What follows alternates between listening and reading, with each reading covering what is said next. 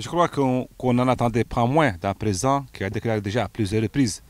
qu'il ne briguera pas un troisième mandat et qu'il respectera la Constitution. Donc c'est une chose tout à fait normale que le président répète ce qu'il a toujours dit, qu'il respectera la Constitution. Mais ce qu'on ne comprend pas, c'est comment des députés de son propre camp arrivent à mettre en place une initiative l'appelant ouvertement à violer la Constitution en toute impunité. Je crois que ça fait quand même un peu désordre que des députés agissent de la sorte de son propre camp. Je crois que la mise au point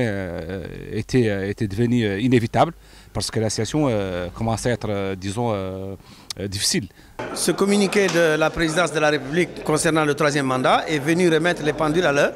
C'est ce que tout le monde attendait, c'est ce que l'opposition démocratique attendait, c'est ce que le peuple mauritanien attendait de la part de quelqu'un, le chef de l'État, qui est dans la Constitution le garant de sa pérennité, le garant de la préservation de cette Constitution. Or, il se trouve cependant que pendant des semaines et des semaines, on a vu monter cette vague incroyable, ce déchaînement même anticonstitutionnel au vu au-dessus de tout le monde, au point que ces initiatives qui se sont multipliées ne pouvaient pas passer inaperçues et pouvaient donc apparaître comme étant un des éléments de la stratégie manœuvrière du chef de l'État et de l'UPR. Que donc par conséquent c'était quelque chose qui probablement dans l'esprit de ceux qui suivaient ça préparait un coup contre la démocratie, un coup contre la Constitution et donc un coup en vérité qui porte atteinte à l'ordre constitutionnel. Donc on était dans cette situation et c'est pour cette raison-là que le chef de l'État qui est ce garant de la Constitution, en intervenant de cette manière claire et nette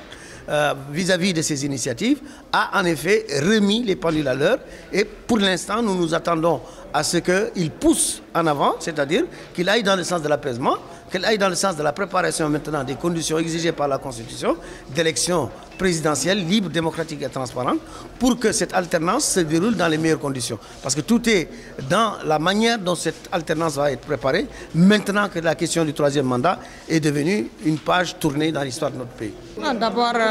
je me félicite en tout cas, quel que soit le contenu ou la manière de faire, au moins si ça permet de mettre fin à cette initiative malheureuse de révision de la Constitution en rapport avec les mandats. Je m'en réjouis. Deuxièmement, je félicite vivement les députés de la majorité qui se sont opposés à cette initiative dès le départ.